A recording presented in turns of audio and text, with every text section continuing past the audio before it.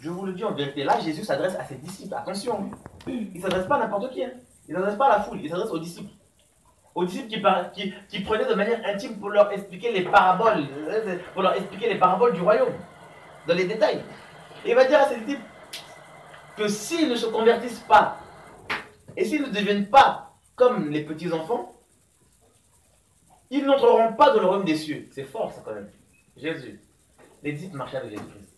Ils ont dormi avec lui. Ils ont mangé avec lui. Ils ont fait des choses avec lui. Jésus même les a envoyés pour chasser les démons, tout ça. Mais leur dit, si vous ne vous convertissez pas, si vous ne devenez pas comme ces petits enfants-là, vous ne rentrerez même pas dans le royaume des cieux. Quel choc. Et par la suite, il va leur dire tout ça, bien sûr de devenir humble comme ces petits enfants. Il va dire, et quiconque reçoit en mon nom un petit enfant comme celui-ci, il me reçoit. L'accueil. L'amour. Vous savez, Dieu est un Dieu qui est juste. On te reçoit. Dieu, c'est le Dieu de mesure. On te fera de la manière dont tu fais. Si tu sais bien accueillir les gens, tu parles que Dieu est dans sa justice, Dieu fera en sorte que les gens puissent bien t'accueillir. Mais si tu reçois mal les gens, tu risques même de chasser même ta bénédiction. Le Seigneur dit à ses disciples, il dit, allez dans les maisons, tout ça, et si on ne vous reçoit pas tout ça, eh ben, secouez la poussière de vos pieds, tout ça, et que la paix qui est avec vous, là, ben, revienne avec vous. Des fois, on ne se rend pas compte, hein. En chassant les gens, on éloigne de nous la bénédiction de Dieu. C'est bête, hein. Comment tu reçois les gens? Par exemple, une personne vient pour la première fois, tout ça. Comment tu la reçois? Comment tu t'approches d'elle? Même si la personne vient et le Seigneur te dit, elle c'est une sorcière, c'est un sorcier, comment tu reçois cette personne?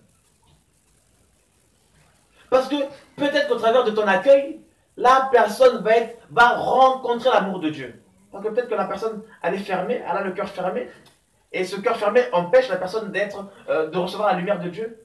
Mais quand la personne va se rapprocher de toi, elle verra l'amour que tu lui apportes, et bien son cœur peut-être va commencer à s'ouvrir. Et si son cœur s'ouvre alors que tu as la lumière en toi, et bien la lumière peut rentrer en elle. Et puis tac, voilà ce que j'ai fait, voilà ma vie, je suis dans ça, je suis dans ça, je suis dans ça, que Dieu me pardonne. Viens, on va prier pour toi, pour ta délivrance, et puis tac, la personne, elle est sauvée. T'imagines la joie dans le ciel? Et si cette personne, par la suite, par exemple, Dieu la touche, et la personne, par exemple, a des finances abondantes, elle peut arriver comme ça, voilà, j'ai été touché par Jésus-Christ, je peux louer une grande salle pour qu'un maximum de personnes soient touchées. T'imagines le foule de personnes qui peuvent être touchées? Maintenant, t'imagines si tu reçois mal une personne et tu chasses une personne comme ça. Eh bien, la bénédiction s'éloigne de toi. Et là, eh ben, tu auras des comptes à rendre. T'imagines parce que tu peux mal accueillir une personne, la personne peut être blessée et dire que moi, Jésus, j'en veux plus. Et puis la personne, ben, elle veut plus de Jésus et puis elle meurt comme ça avant en enfer. Mon fils, tu te souviens? Tu vois cette personne qui brûle en enfer. Ah Seigneur, vraiment, pourquoi elle ne t'a pas accepté? Eh ben parce que ce jour-là où elle est venue, regarde comment tu lui as parlé. Seigneur, c'est moi qui ai fait ça. Oui, c'est toi.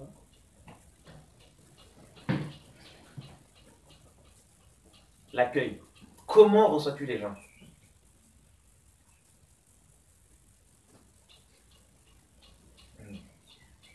Le Seigneur, à un moment, va dire tout ça. Dans Matthieu 25, il y a des personnes qui viendront le voir. Ah, mais Seigneur, quand est-ce que je t'ai donné? Ah, venez avec moi, vous m'avez donné de l'eau, tout ça, etc. Mais Seigneur, quand est-ce que nous t'avons donné de l'eau à boire? Quand est-ce que nous t'avons vêtu, tout ça? Ah, ben le jour où vous avez fait ça à l'un de mes enfants, c'est moi que vous l'avez fait. Donc là, il le dit, hein. Et quiconque me reçoit en mon nom un petit enfant comme celui-ci, il me reçoit.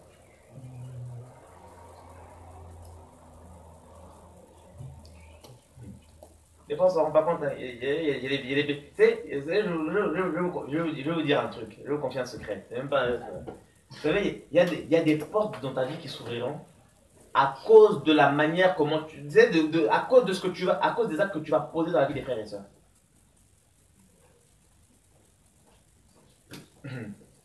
Qu'est-ce qu'il raconte? Élie arrive chez une femme. Veuve, tout ça. Là, c'était son dernier repas. Pour elle et son gosse. Ils se disaient, on va manger, on va mourir. Élie arrive chez cette personne-là. La personne, elle explique, bon, nous on n'a rien, Élie dit, fais-moi manger. Elle dit, on n'a qu'à se pas, Élie dit, fais-moi manger. La nana, elle n'a même pas pensé à son gosse. Elle a fait à manger pour Élie. Il a mangé, il a commencé à prophétiser, voilà, il ne manquera pas. Et puis la femme, toi qui avais des vases là, elle remplissait d'huile, tout ça. Il y a des actes là qu'on pose là, qui ouvrent des portes. Il y avait cette femme qui avait ce vase d'albâtre avec du parfum, tout ça. Il coûtait cher, elle aurait pu le revendre, se faire de l'argent. Elle a pris ça, elle a cassé ça au pied du maître. Elle a pleuré simplement, elle a essuyé ses pieds, tout ça, avec ses cheveux, avec ses larmes, tout ça. Elle a parfumé sa tête, tout ça. Les disciples étaient là, ils étaient scandalisés, mais Seigneur, on peut même nous-mêmes vendre ça, se faire de l'argent, tout ça. Et il a dit, ah, vous savez, il dit, vous ne m'aurez pas tout le temps. Et jusqu'à aujourd'hui, cette femme-là, la Bible témoigne d'elle. Et l'acte qu'elle a posé était un acte prophétique. Pourquoi? Parce qu'il y a eu des femmes qui sont, lors de la résurrection, tout ça, il y avait des femmes qui sont parties au tombeau. Ah ben le Seigneur était plus là, tout ça, parce qu'elles étaient parties avec des aromates, tout ça pour l'embaumer, tout ça. Mais il y avait une femme qui les avait devancées déjà. Parce que tout est question de... Les actes que tu poses, Dieu en prend compte. C'est comme la semaine dernière. J'étais tellement touché parce qu'il avait été fait, tout ça. Et dit, Seigneur, je ne peux pas repartir comme ça. Il m'a dit, comme ils t'ont béni. Je ferai, j'agirai. Il dit, ok Seigneur, il n'y a pas de souci. Tac. Et Dieu t'accompagne. Vous savez, la Bible dit qu'une ville s'élève par la bénédiction des gens justes. Quand les gens posent des actes justes comme ça, là, ah ben, ça suit. Dieu ne reste pas indifférent des actes par rapport aux actes que nous posons pour ses enfants. Jamais. Et c'est pas une affaire de prédication. Ce n'est pas une affaire de prédication d'abord, c'est la vie. Comment tu reçois les gens. Comment tu accueilles les gens. Comment tu te comportes avec les gens. Moi, on m'a toujours appris. Hein. C'est investir dans la vie des frères et sœurs. De par ton temps, de par ta présence, de par même là, le peu d'argent que Dieu te donne, d'investir dans la vie des frères et sœurs. Parce qu'en faisant ça, tu le fais et pour la personne et pour le Seigneur. Et tu penses que Dieu va te laisser, Dieu va rester indifférent par rapport à ça? Non. Dieu au contraire, Dieu voyant que tu portes du fruit, que tu es utile. Dieu voyant que tu es utile, mais qu'est-ce que Dieu va faire? Il va te donner la santé, il va te donner encore la santé pour que tu puisses encore carburer, il va te donner encore les finances pour que tu puisses encore donner, parce que Dieu voit que tu es utile. Que tu n'es pas là à être là, dans l'argent tu le mets dans ta poche et puis ça reste bloqué ici. Non. Regardez ce qu'il est dit dans Proverbe 11, par exemple.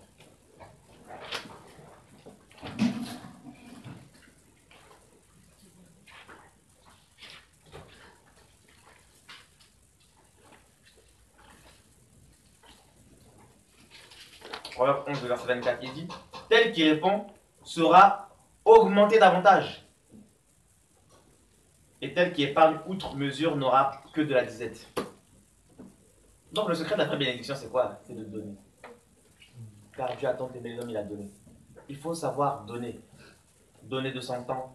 Donner l'amour. Tout ça, il faut savoir donner. Il ne faut pas forcément en attendre en retour. Il faut savoir donner. Regardez le Seigneur, il a donné. Par sa vie, il nous a montré qu'il donnait. Il a donné. Et ça fait partie des règles pour aller loin avec Dieu. Et ces règles-là, bien sûr, le Seigneur les a pratiquées. Il a marché selon ces règles. Il n'était pas là à attendre que les disciples, tout ça, que la foule lui donne de l'argent. Non, c'est lui-même qui donnait. À un moment, il fallait nourrir la foule, tout ça. Les disciples, ah, mais on n'a pas ça à manger, tout ça. Faites-les asseoir. Il a donné. Dans ces règles, aussi, bien sûr, il y a l'amour, l'humilité, la sanctification. Bien sûr, c'est ça fait normal, ce sont des choses que nous rencontrons lorsque nous rentrons dans le royaume de Dieu. La sanctification. Et la sanctification, c'est quoi? Ça va être cette marche selon Dieu, animée par l'amour de Dieu. Tu ne vas pas faire les choses par contrainte. Ah non, mais parce que j'ai peur de l'enfer, tout ça. Tu vas faire les choses parce que tu as rencontré l'amour de Dieu et tu aimeras tellement Dieu que tu ne voudras pas le blesser. C'est ça qui t'anime dans la sanctification. C'est pas forcément la peur de l'enfer, la peur des démons, tout ça. Non, mais si je ne fais pas comme ça, les démons vont me frapper. Non, c'est tu as tellement rencontré l'amour de Jésus-Christ que tu ne veux pas blesser son cœur. Parce que tu aimes. Quand on aime, on ne blesse pas de manière volontaire. On ne fait pas les choses pour. On n'est pas méchant. Quand on aime là, au contraire, le cœur est ouvert et on fait les choses par amour.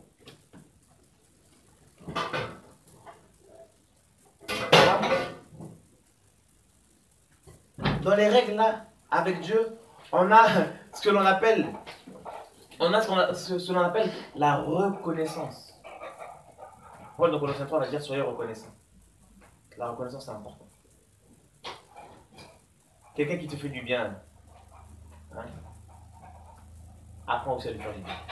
Dans le sens où une personne qui pense à toi, tout ça, ben, toi aussi, d'abord dans la prière, pense à la personne. Aide des gens qui font du bien. Si d'autres t'ont fait du bien, apprends tout ça à faire du bien aux autres. À être reconnaissant. Ne jamais commencer à cracher sur la main de la personne qui t'a donné à manger. Jamais. Ça, c'est une chose. Dieu est juste. Dieu n'aime pas ça. Une personne t'a aidé. Même si un jour elle a posé un acte que tu ne comprends pas, bénis. Mais ne te mets pas à murmurer comme ça. Mais pourquoi s'il y a des choses que tu ne comprends pas même, s'il faut aller voir la personne, parle. Parce que Dieu est juste. Vous savez, s'il y a une chose que Dieu n'aime pas, c'est la justice. C'est pour ça qu'il dit recherchez le royaume des cieux et sa justice. Et tout vous sera donné par-dessus. Dieu aime la justice. Et là, on horreur la justice. Il faut être juste. Moi, j'ai vu des gens se maudire eux-mêmes. Pourquoi? Parce qu'ils se sont opposés aux mauvaises personnes. Une personne qui t'a aidé, qui a investi de sa vie en toi pour que tu sois quelqu'un. Toi, du jour au lendemain, tu commences à t'opposer à la personne. Ah non, c'est pas bien ça. Même si la personne a dévié. C'est pas grave. Dis simplement ça, c'est entre elle et Dieu. Mais il ne faut pas commencer à s'attaquer à la personne comme ça. Regardez David. Saül lui a fait la misère. Il a dit comme il a porté l'onction. Je ne veux pas m'opposer. Son cas à lui là, c'est lui et Dieu. Moi là, je laisse. Parce que il y a des réalités spirituelles que nous ne connaissons pas, que nous ne maîtrisons pas. Et souvent, des fois, on se précipite à faire beaucoup de choses aussi. On veut être là, on veut évangéliser partout, on veut être dans les trains, on veut faire ça, on veut faire ça, on veut faire comme tout le monde. Et on oublie que, vous savez, dans le monde spirituel, là, pour faire des choses, d'abord c'est une question d'être appelé ou pas, c'est une question de mandat. Est-ce que tu as le tampon ou tu n'as pas le tampon? Ce n'est pas parce que tel frère fait ça que moi aussi je dois absolument faire comme lui. Non, c'est une grossière erreur. Parce que peut-être que lui, il fait parce que Dieu lui a parlé clairement par rapport à ça. Mais si Dieu ne t'a pas parlé par rapport à quelque chose, ne fais pas. Il ne faut pas s'ingérer dans des affaires dans lesquelles Dieu ne t'a pas appelé. Tu risqueras de te faire recaler. C'est comme si tu essayais de rentrer dans une grosse société. Parce que ton frère travaille dans la société, tu crois que toi aussi tu vas rentrer facilement dans la société. Tu vas arriver devant, tu vas essayer de. Ah ben la barrière, ça passe pas, ça c'était la barrière. Les gars de la sécurité vont te prendre, ils vont te soulever, ils vont dire allez, dehors. Votre badge. Oh, j'ai pas de badge. Ah, t'as pas de mandat, allez dehors.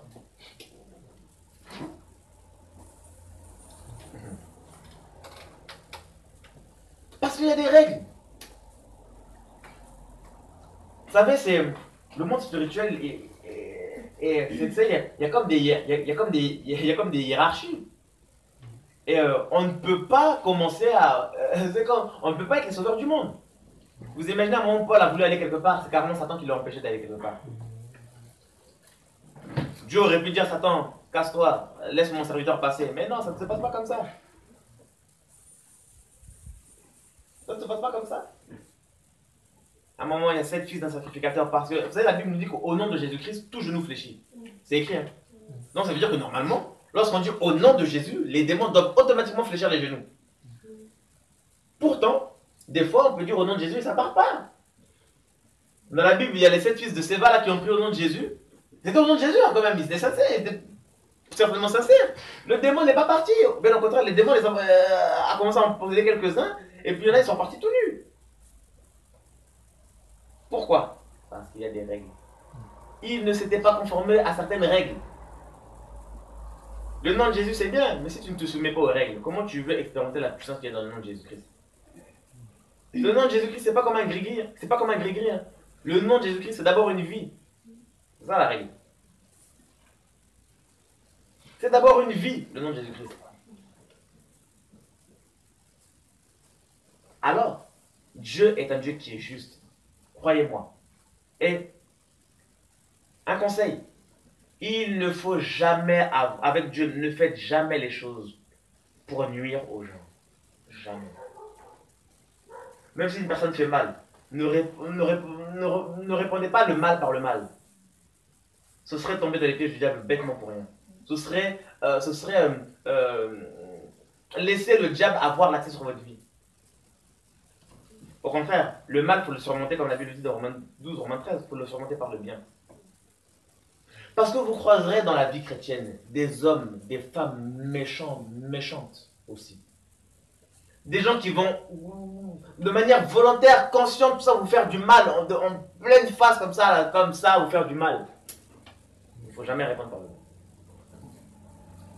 Toujours bénissez, même si ça fait mal. Même si dans les coulisses vous allez pleurer, bénissez. C'est pas grave. Ça fait partie de la marche. Un autre conseil. Si vous sentez qu'il y a une envie, si vous sentez que l'envie de faire l'œuvre de Dieu vous presse à chaque fois, là, au point où vous voulez, vous commencez à vous croire les sauveurs du monde. Mais c'est pas un péché de savoir de se replier un tout petit peu. Vous savez, quand on commence à prêcher, quand on commence à chanter pour Dieu, quand Dieu commence à nous utiliser là, ça peut nous faire tourner le cerveau. Ça peut te faire croire que tu es une personne incontournable. Ça peut commencer à te faire croire que tu es quelqu'un dans l'église. Et ça là, il ne faut surtout pas tomber dans ce piège. Et il ne faut surtout pas subir la pression des gens. Souvent, dans les églises, il y a un blanc, tout le monde te regarde. Parce qu'on se dit, ah, c'est toi la référence, tout ça. Ah, faut pas tomber dans ce piège-là parce que, tu sais, les gens, des fois, peuvent te donner un manteau que tu n'as pas forcément. Et ça, hein, c'est très dangereux. Le jour où Dieu m'a dit, le manteau, là, tu donnes une image de toi que tu n'es pas. J'ai commencé à pleurer, j'ai commencé à me repentir devant tout le monde à l'assemblée.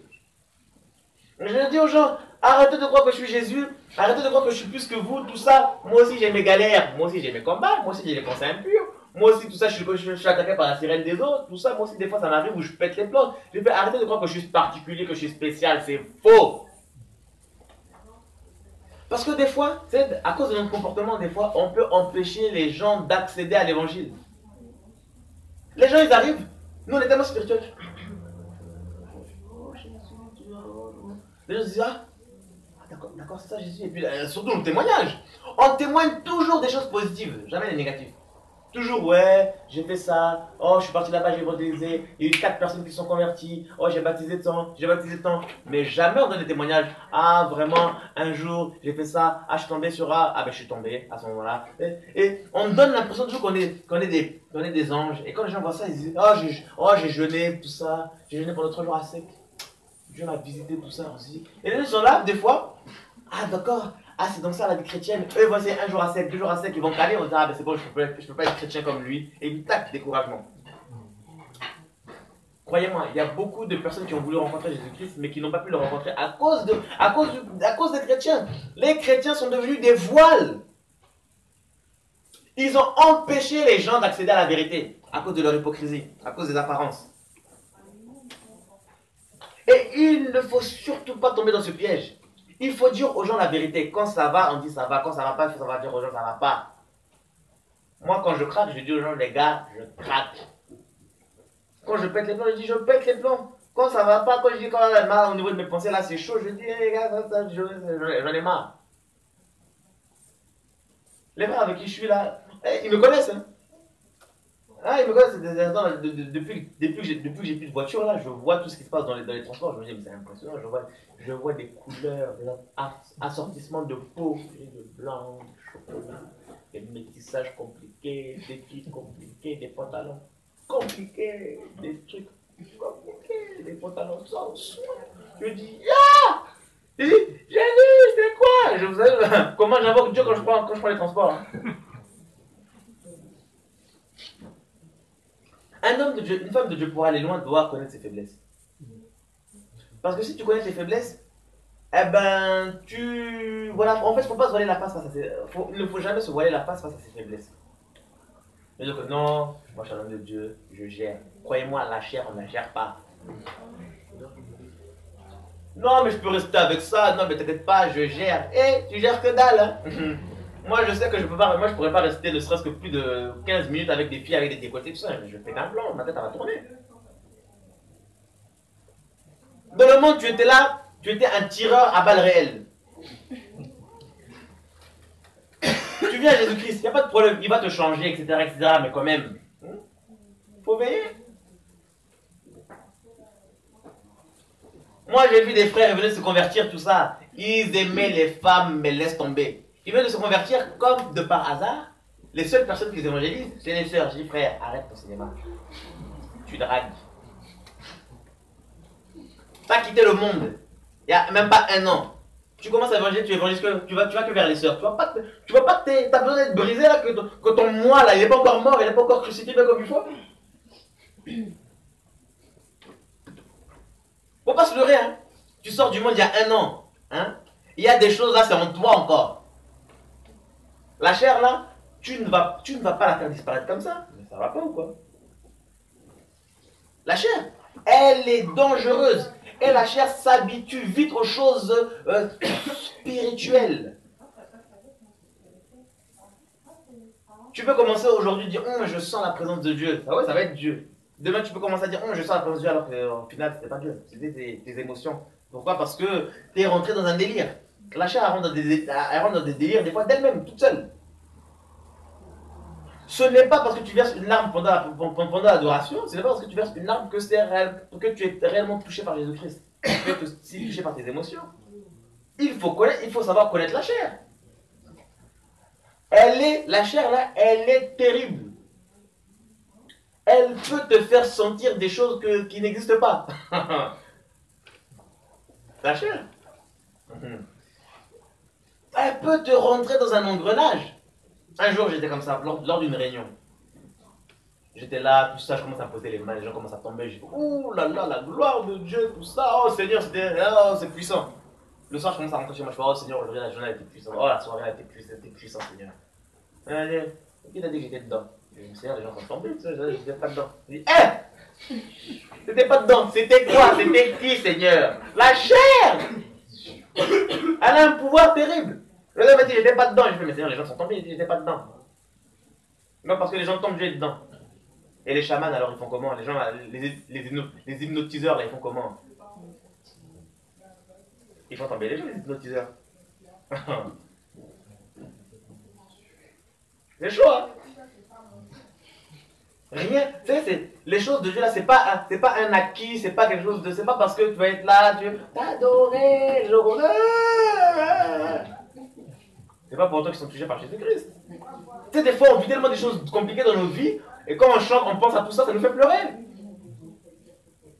Mais c'est pas pour autant que c'est la puissance de Dieu qui vient nous visiter. Oh, j'ai été puissamment visité, arrête. C'est toi, tes émotions, t'as kiffé, et puis voilà. Entre nous là, quand tu étais dans le monde, qui n'a jamais versé une larme pour écouter la musique du monde? Des fois, tu pouvais être là, t'écouter un peu ton zouk, ta musique douce, après tu vois. Quoi, c'est le Saint-Esprit qui t'avait touché à ce moment-là?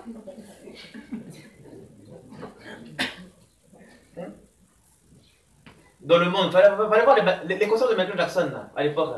Il y avait des gens qui tombaient en transe, on va dire quoi? Ils étaient touchés par l'esprit, parce qu'ils étaient en transe. Oui, des fois, les concerts de Johnny, il y avait des gens. Ah, Johnny! Ouais, ils étaient touchés par le Saint-Esprit. Une larme qui coule n'est pas synonyme d'une action, n'est pas forcément l'action du Saint-Esprit. Ça, il faut connaître. Hein. Parce que vous aurez des gens aussi qui sont purement charnels, qui viendront dans vos églises, et leur but à eux, et eux, c'est des gens qui, eux, ils ne se convertiront jamais. Leur but, eux, c'est de faire tomber les gens dans les émotions et de s'approcher des gens pour coucher avec. N'oubliez pas, le diable là, il travaille. Hein. Ça fait que dans les assemblées comme ça, ben, il y a de quoi? Il y a des vrais enfants de Dieu. Il y a des gens qui sont totalement charnels, il y a les satanistes, et il y a des gens aussi qui sont charnels. Ces deux types de personnes, les charnels et les satanistes, leur but c'est de tuer la lumière qui est en toi. Donc les satanistes vont utiliser ceux qui sont charnels, et ceux qui sont charnels vont être utilisés par les satanistes, par les démons, tout ça, et eux, les satanistes aussi, ils vont travailler, et ça va être un. Si t'as pas de discernement là, tu coules.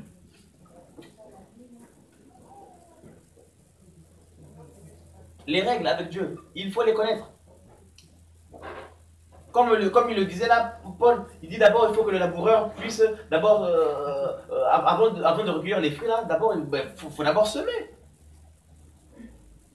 Nous des fois, qu'est-ce qui se passe? Il y a tellement beaucoup d'actions autour de nous qu'on veut être en action alors que des fois c'est pas ce que le Seigneur veut pour nous.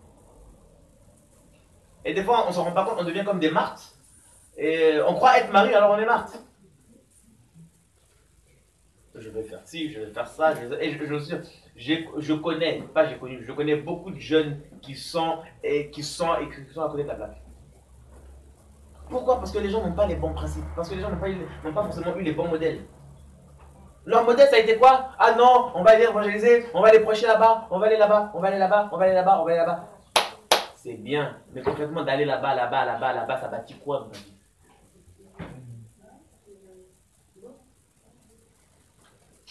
Vous en connaissez beaucoup des jeunes qui sont stables. Les gens, je vais faire mon entreprise, je vais faire mon association, je vais faire mon ceci, ils veulent faire une personne. Comment on reconnaît une personne qui est mature? Une personne qui est mature ne va pas se lancer sur plusieurs projets en même temps comme ça. Jamais. Elle va prendre son temps, pourquoi? Pour se poser, pour établir un projet et commencer à faire ce projet. Une fois que le projet va bien rouler, là, va bien tourner, là, elle va faire un autre truc. Mais elle ne va pas commencer à faire plusieurs choses en même temps comme ça, non. Ça, c'est une preuve, c'est un signe d'immaturité. Tu ne peux pas te lancer dans plusieurs trucs à la fois comme ça. Non, je vais faire ci, je vais faire ça, je vais faire ci, je vais faire ça, je vais faire ci, je vais faire ça, je vais faire ci, je vais faire ça. Tu peux pas. Comment reconnaître une personne immature? Comment savoir qu'une personne est immature? Elle ne peut jamais finir ce qu'elle commence. Elle commence quelque chose, elle arrête. Elle commence quelque chose, elle arrête. Elle commence quelque chose, elle arrête. Là, ça manque l'instabilité. Et ce type de personnes-là, si ces personnes-là ne sont pas guéries par le Seigneur, parce que qu'est-ce qui amène ça? Eh bien, certainement une frustration dans l'âme. Maintenant, si ces personnes-là ne sont pas guéries, vous allez voir que dans l'œuvre de Dieu, elles vont reproduire la même chose. Et même dans leur projet, par exemple, ça peut même être dans leur projet de mariage. Elles vont se mettre avec quelqu'un, ah non, mais c'est plus la bonne personne. Ah ben non, c'est plus la bonne personne. Ah ben non, c'est plus la bonne personne. Et puis c'est plus la bonne personne. Et elles n'auront pas cette vision de percer, de persévérer. Alors que peut-être au départ, la première personne avec qui elle s'était mise, c'était la bonne personne, mais Dieu voulait aussi travailler les caractères. Eh ben non, mais comme ça coince, tout ça, ah ben directement on abandonne. Une personne qui est mature, c'est une personne qui abandonne facilement comme ça.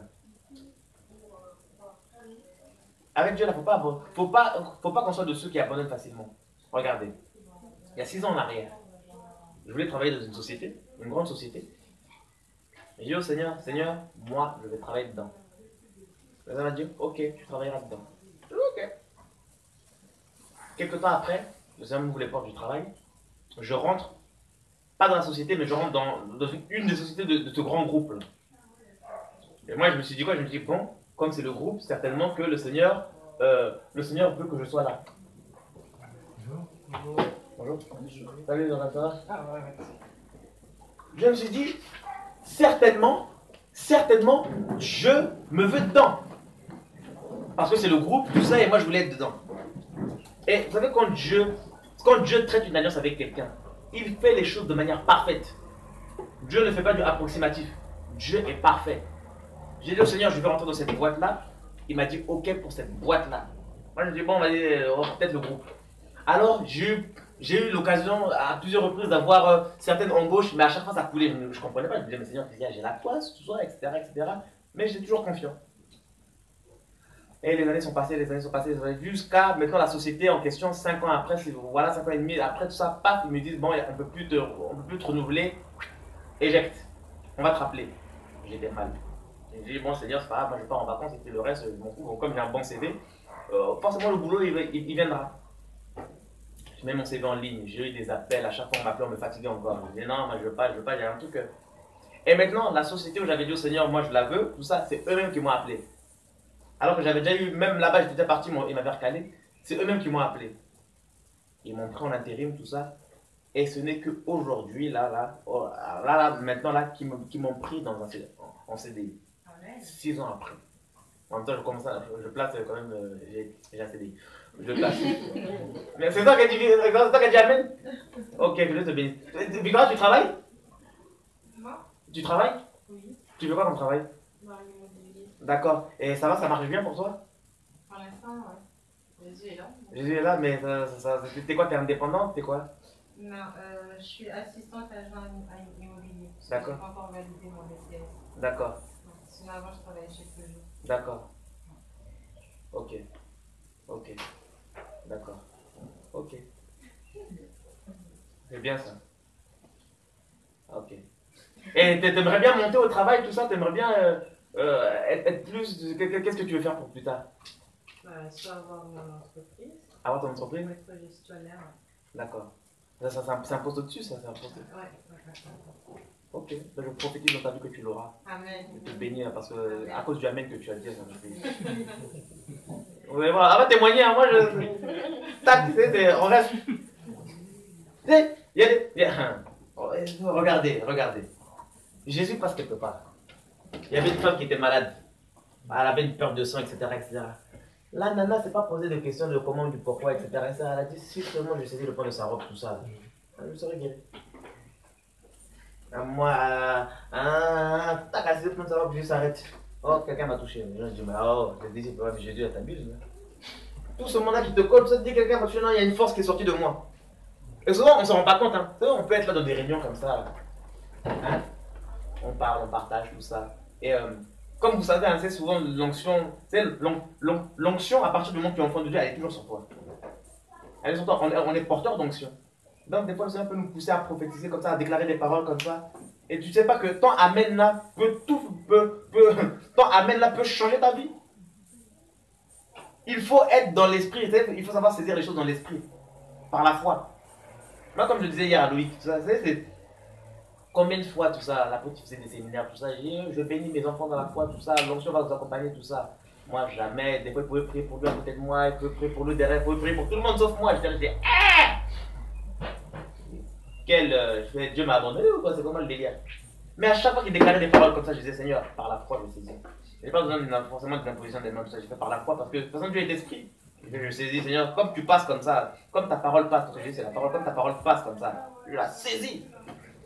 Et à chaque fois que je saisissais comme ça par la foi, tac, j'expérimentais des choses avec Dieu terribles.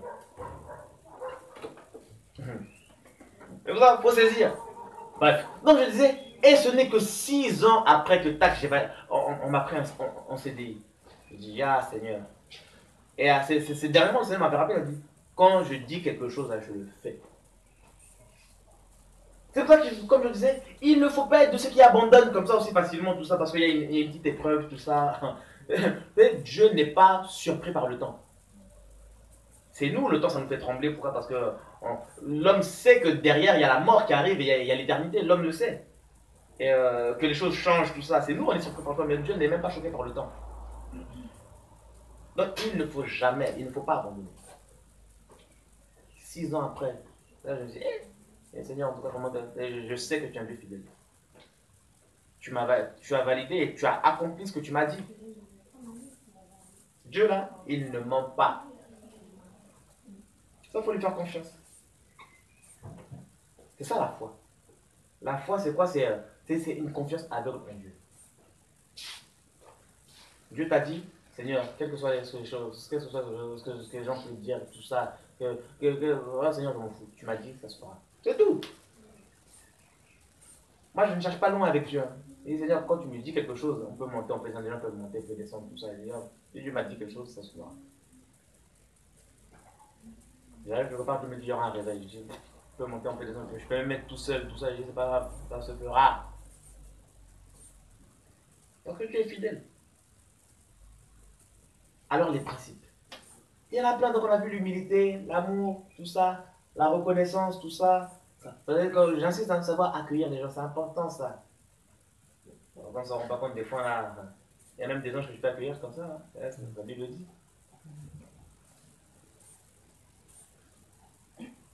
considérer, on parle on voit la reconnaissance aussi, c'est considérer les grâces des uns et des autres.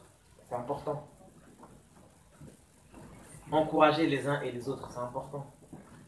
Par rapport aux grâces, par rapport aux différentes grâces, tout ça. Savoir qui est qui. Est-ce que vous avez déjà prié pour savoir qui est qui? Qui est ton frère, qui est ta soeur? C'est important de savoir qui est qui. Pour savoir comment travailler avec ton frère ou avec ta soeur. Donc si tu ne sais pas qui est qui, comment tu vas faire pour travailler avec la personne qui est en face de toi? C'est important. Tu ne peux pas t'allier avec n'importe qui. Et puis surtout, voilà, faut connaître les gens avec qui tu es. Moi, je marche avec des gens que je connais, c'est-à-dire que quand il y a des besoins, tout ça, je sais qui a fait, parce que je me dis peut-être que ça c'est pas ma grâce. Je dis tac, je sais qu'il y a tes frères, ça, il a cette grâce par rapport à ça, tac, tac. On peut être là, par exemple, pour la plupart, là, je sais ce que Dieu a mis en vous. Bon, après, c'est la grâce qui fait ça, parce que quand le Seigneur t'ouvre les yeux par rapport à certaines choses, mais c'est important de connaître qui est qui, qu'est-ce que Dieu a mis en qui, en quoi. Imaginez par exemple un jour, tout ça, il y a des cas de malades, il faut prier pour la guérison des gens. Eh ben, qui a le don de guérison, tout ça, ceux qui ont le don de guérison, venez, tout ça, allez, venez, tac, tac, et puis les gens prient, et puis tac, les choses se font. On peut arriver, par exemple, on doit aller prier chez une personne, tout ça, il y a des cas compliqués chez elle, par exemple, dans sa maison, c'est un peu compliqué. On peut y aller, par exemple, avec une personne qui a, par exemple, le don de prophétie, on peut y aller, on peut aller prier là-bas. Peut-être que la personne on peut arriver là-bas et la personne, tac, elle peut avoir une vision, voilà ce qui se passe, tac, tac, tac, avec exactitude. Il faut savoir qui est qui. Considérer les grâces des uns et des autres. Comme je le disais aussi tout à l'heure, je reviens encore là-dessus, connaître ses faiblesses, c'est important. Tu sais que dans le monde, tu aimais les gars, tu aimais les femmes. Qui gèrent avec Jésus-Christ. Parce que les choses que tu aimais avant, qui te conduisaient dans le mal, ce n'est pas parce que tu t'es converti que ces choses-là sont comme oubliées. Ces choses-là sont... Ah là, ça peut revenir. Le naturel, tu le chasses, mais il cherche toujours à revenir. Donc, il faut gérer. C'est au bout de 3 ans, peut-être que tu diras que, bon, là, il y a des choses auxquelles je peux tenir. Mais sinon, là, avant les 3 ans, là, oh, il y a des choses, à des fois, il faut savoir les fuir. Il faut savoir fuir. Parce que on n'est pas à l'abri. Comme je disais, là, la chair, là, il y a des choses, là, on ne gère pas. Non, moi, on ne gère pas. Moi, je me vois mal commencer le soir, appeler une soeur tard et qu'on commence à se raconter nos vies, tout ça, ouais, tu sais, ça alors, t'as quel âge, tout ça alors, tout ça. Tu dors bien la nuit, tout ça, tu fais pas des rêves bizarres, tout ça, ouais, alors. C'est chaud. Alors, t'as déjà eu des rapports avec elle, t'imagines.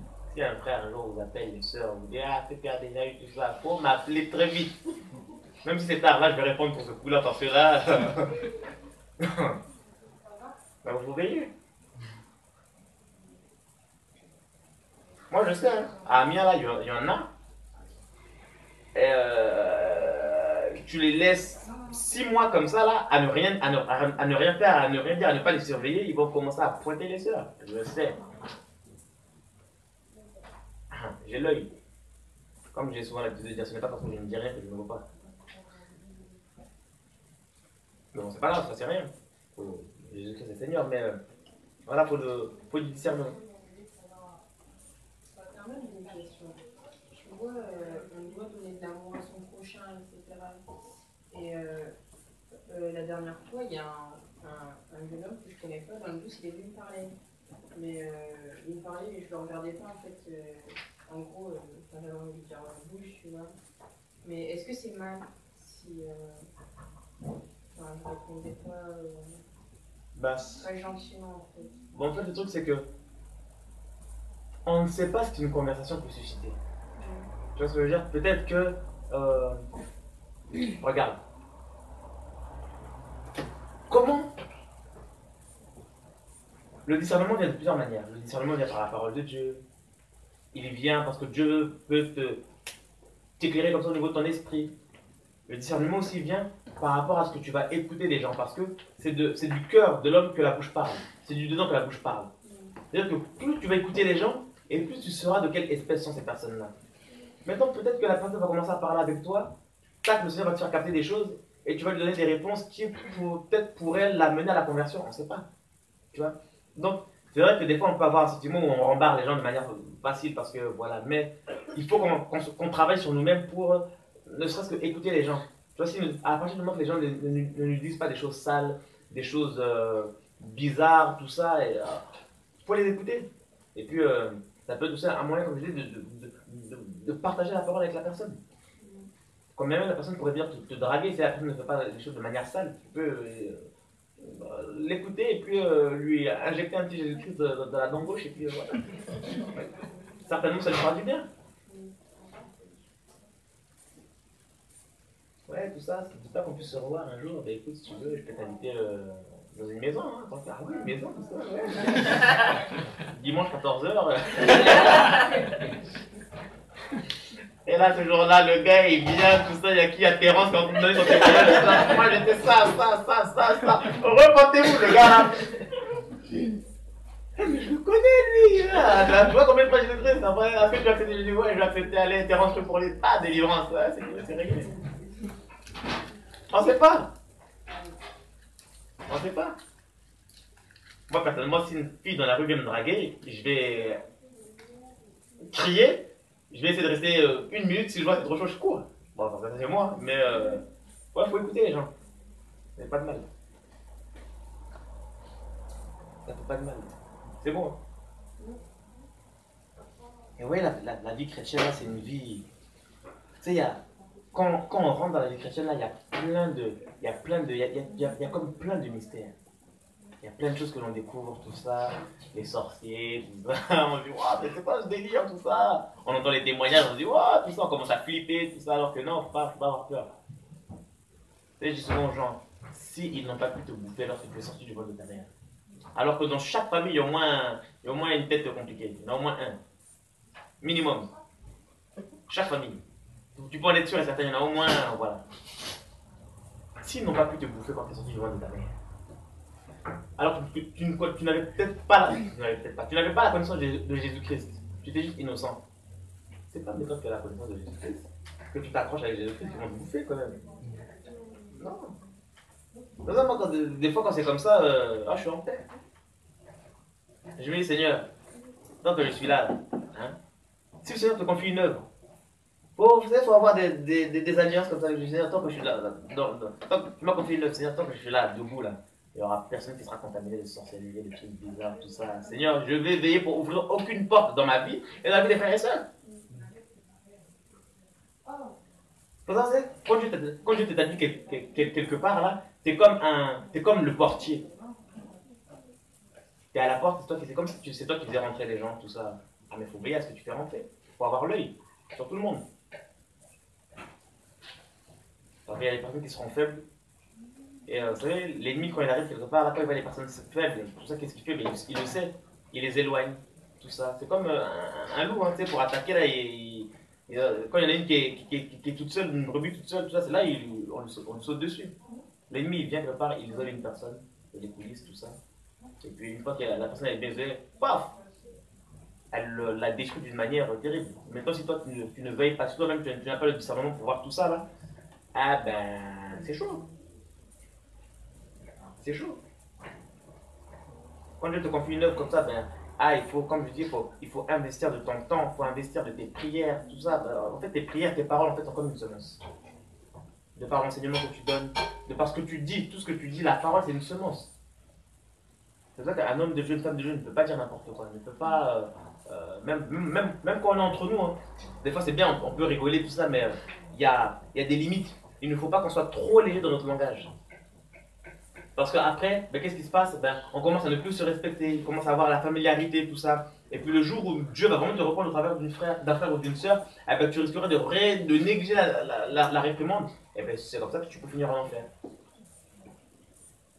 Il ne faut jamais laisser les familiarités régner entre nous. Jamais. Ça, ce serait une grossière erreur. Ça serait tuer l'œuvre de Dieu. Ça ne veut pas dire qu'on se doit de rigoler parce qu'on n'est pas coincé. On est les enfants de Dieu, tout ça. Mais nous devons avoir un saint respect les uns des autres. Vous savez, Dieu nous appelle saints. Dieu nous appelle à des relations saintes. Tout ce qui vient de Dieu doit être saint. Tout ce qui vient de Dieu est saint. Donc si tu viens de Dieu, ben, tu es saint. Et donc tout ce qui doit émaner de toi doit être saint. Donc dans nos relations, nous devons avoir des relations saintes. Des relations respectueuses, tout ça. Pas des relations par profit, tout ça. Non, faut bannir ça. Tu ne dois pas marcher avec un frère ou avec une soeur parce qu'elle te ressemble, parce que ceci, parce que ça, parce qu'elle parce que tu profites d'elle. Non, faut fuir ça. Vous savez, avec la position que, par contre, que je peux avoir, j'aurais pu profiter de beaucoup, mais je me dis, Seigneur, je ne veux pas finir en enfer. Un homme, une femme, un homme de Dieu, une femme de Dieu, tout ça, un disciple de Jésus-Christ doit savoir se discipliner. Parce que que tu le veuilles ou pas, il y a des gens qui voudront pousser les limites. Tu vois, qui voudront, qui voudront trop en faire. Eux, ils pensent bien faire. Mais ça peut te tuer, ces choses-là. Oh, vraiment, mon frère, quand tu as prêché, c'était tellement fort. Oh, Dieu m'a. Du début à la fin, tout ce que tu disais, c'était moi. La personne a peut dire ça, peut-être est sincère. Mais si tu ne fais pas attention, cette même parole-là peut te tuer. Parce que les paroles, là aussi, là, comme je disais, ça peut aussi nous faire gonfler. Comme un ballon, oh, vraiment, quand tu as prêché, vraiment, j'ai vu comme le ciel. Vraiment, mon frère, quand tu as prêché, je voyais comme ton visage est rayonné, vraiment, il brillait. Qui n'aime pas entendre des paroles comme ça? Ah non, mon frère, j'ai prié pour toi, tout ça. Bon, ça, encore, ça c'est bien, c'est ça, des encouragements. Oh, j'ai prié pour toi, Dieu m'a dit, oh, tu es son fils, c'est bien. Mais une personne qui te dit ça tout le temps, là, bon, c'est suspect. Une personne qui, dans une église, la prophétise tout le temps, tout le temps, tout le temps, tout le temps, tout le temps, tous les dimanches, elle la prophétise. Dimanche, lundi, mardi, mercredi, tout ça, tout le temps, une personne qui prophétise tous les jours, tu reçois un verset de prophétie, un message de prophétie. Tu prends un étude, cette personne est mystique.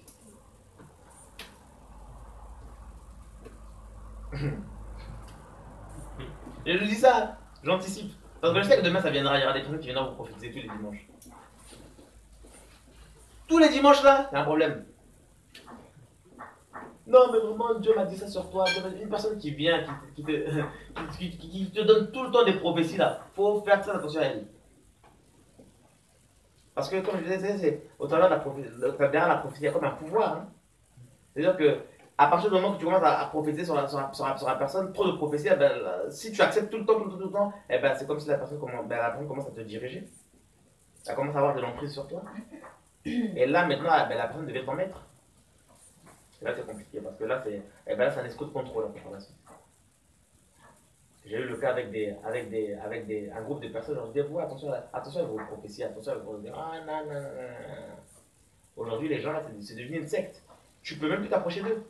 Mes propres cousines, je peux même plus. Ouais, ben, c'est quand on se voit. Ah, elles sont là, elles esquivent. Pourquoi? Parce que leur gourou, là, ils leur demandent tellement de donner des prophéties, ils ont tellement démonisé tout le monde qu'au bout d'un moment, ils voient tout le monde est Satan. Et voilà, l'excès de prophétie, voilà ce que ça fait.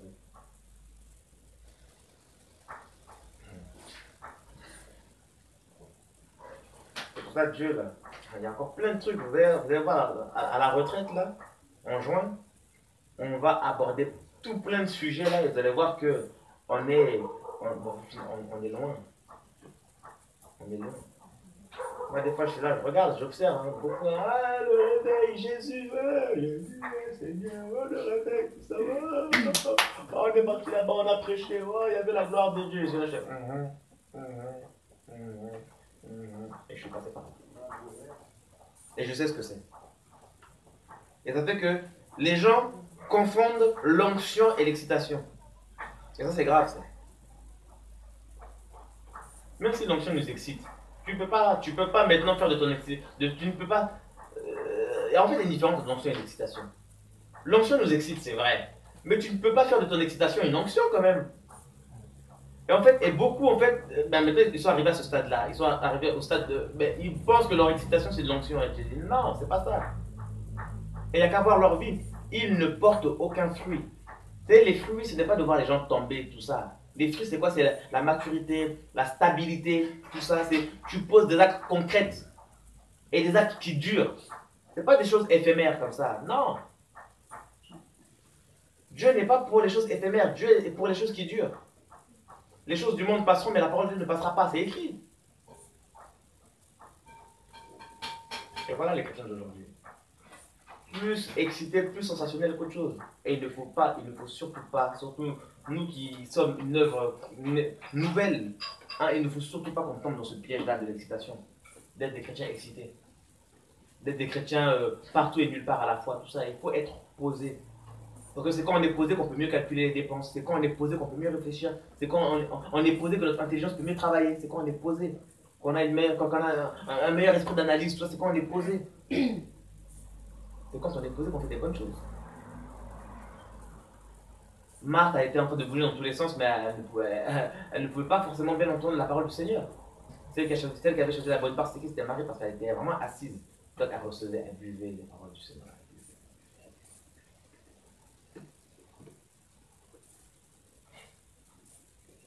Donc voilà un peu ce qu'on peut se conseiller. Moi je pense qu'à la retraite, on va bien parler des choses là en détail, parce que là on aura plus de temps pour enseigner, on aura 3 jours. 3 jours d'enseignement, et je pense que oui, on pourra parler bien longtemps. Et, Dieu va nous aider. Ça va aller. Allez. Pas de questions, c'est bon? Par rapport à la vie chrétienne.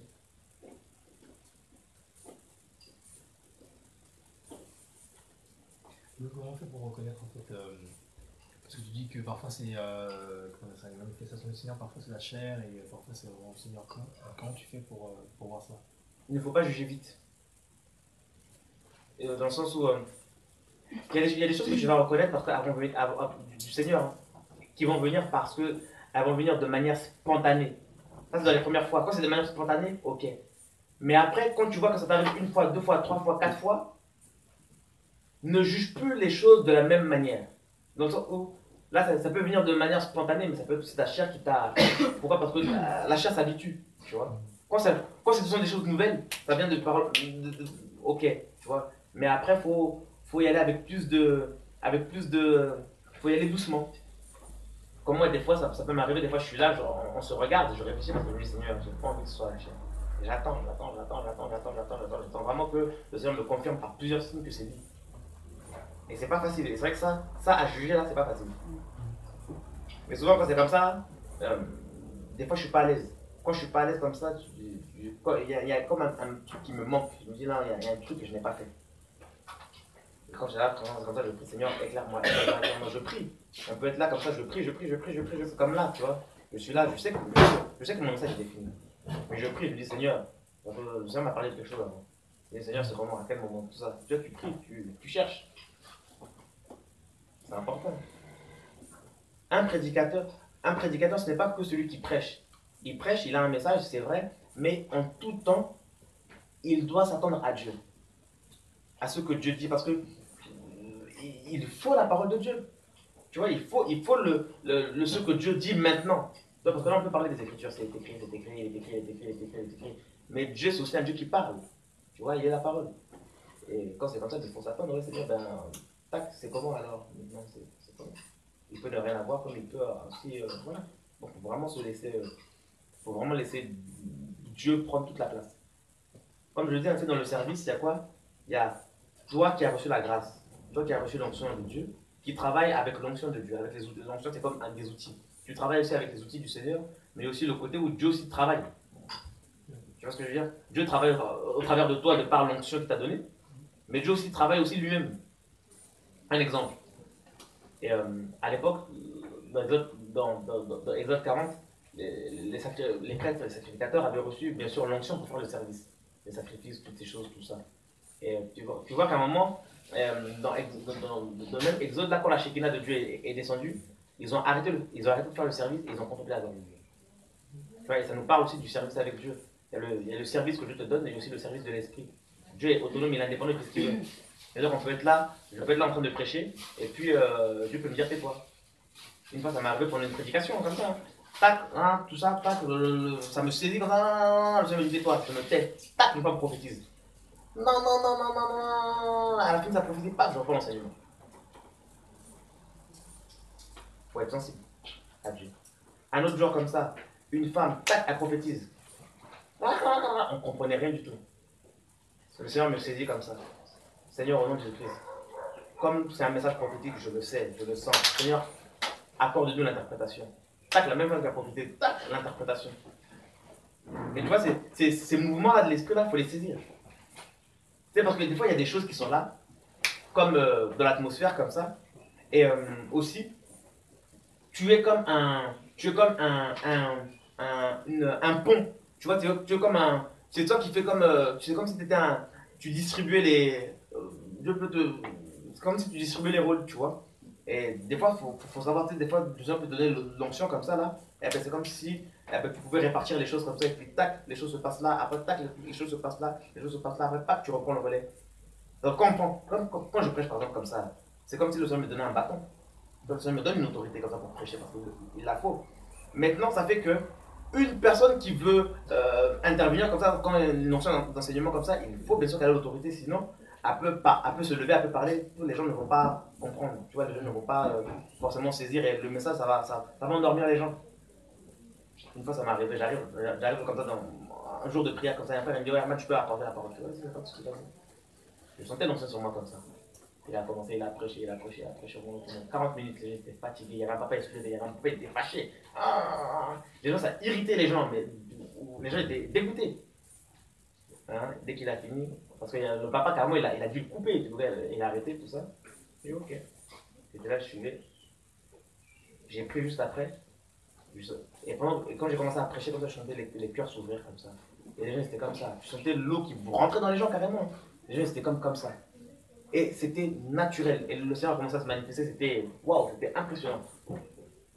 C'est là que tu te rends compte qu'en fait, l'histoire de Dieu, c'est une histoire de. Il faut le tampon de Dieu.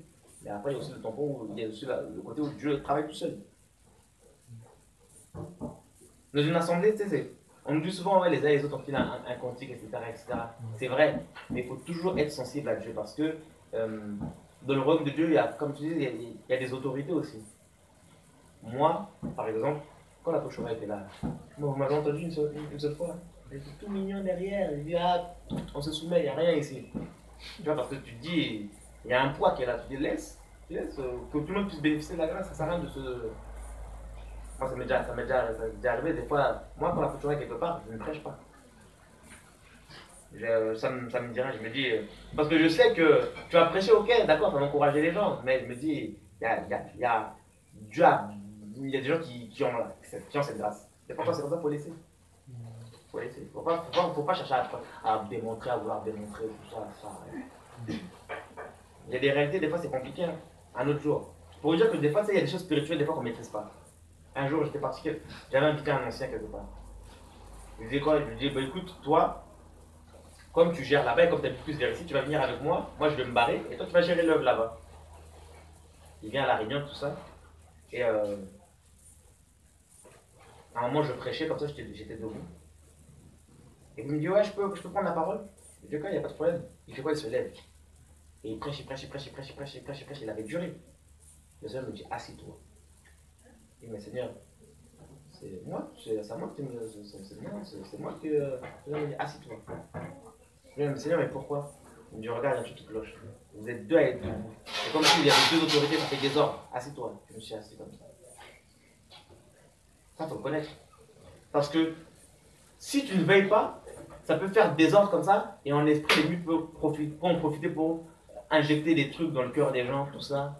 Et il y a toute une gestion. L'œuvre de Dieu, là, c'est toute une gestion. C'est pas, comme je disais, c'est pas qu'une nature de prédication. C'est toute une gestion. Il faut avoir l'œil de Dieu. Il faut avoir l'œil. Tout comme il y aura des personnes un jour, vous serez certainement confrontés à ça, il y aura des personnes qui viendront donner des fausses prophéties devant tout le monde. Quand c'est comme ça, là, il y a des gens là, faut pas laisser continuer la prophétie, il faut leur dire tais-toi devant tout le monde, il faut les faire taire. Et là, il faudra prendre ton courage demain. Un jour, il y avait une personne qui était là, qui criait. Et moi, dans mon cœur, je priais, Seigneur, je dis Seigneur, fais qu'elle se taise. Le Seigneur me dit, je vais te donner l'autorité, vas-y toi.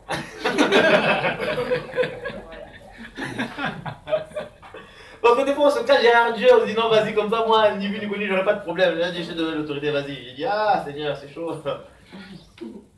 Il en faut du courage. Hein. Et il y a plein de trucs comme ça. Vous allez voir à la retraite on aura tellement du temps que je donne tout plein de témoignages par lesquels je suis passé et que j'ai appris. Il y a des choses que tu apprends sur le tas. Il y a des choses, malgré toi, tu vas les apprendre sur le tas. Il y a des grosses boulettes que tu feras sur le tas, mais ça va t'apprendre, ça va t'enseigner. C'est-à-dire qu'un homme de Dieu, une femme de Dieu ne doit pas se dire, ne doit pas avoir peur de se tromper.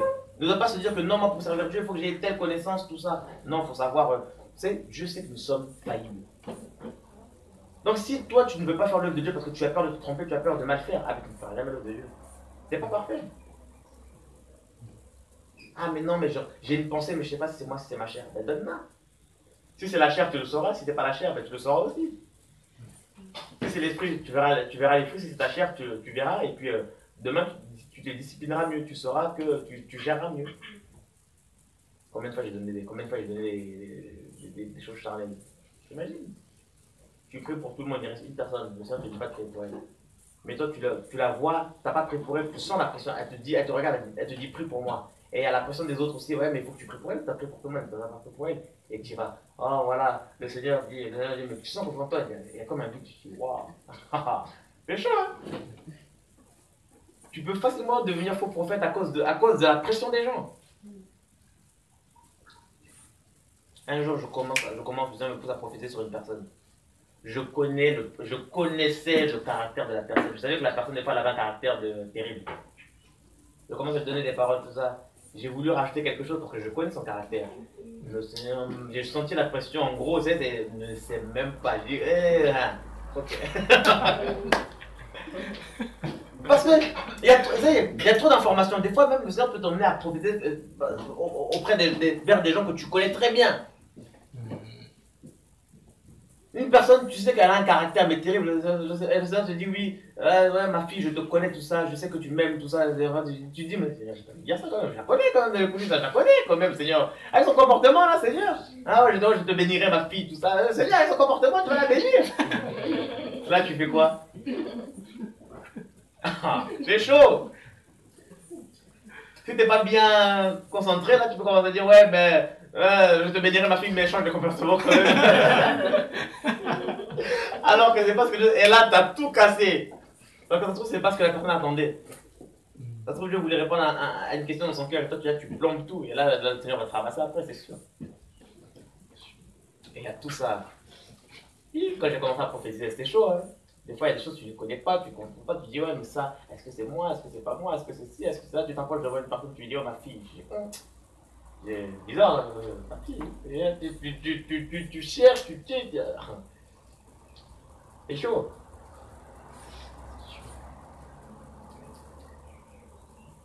Après, à force d'exercer, tu commences à prendre l'assurance, ça pas de problème, mais bon, des fois, il ne faut pas trop dire un excès d'assurance, parce que tu sors. Tu sors de la vérité. Mais bon.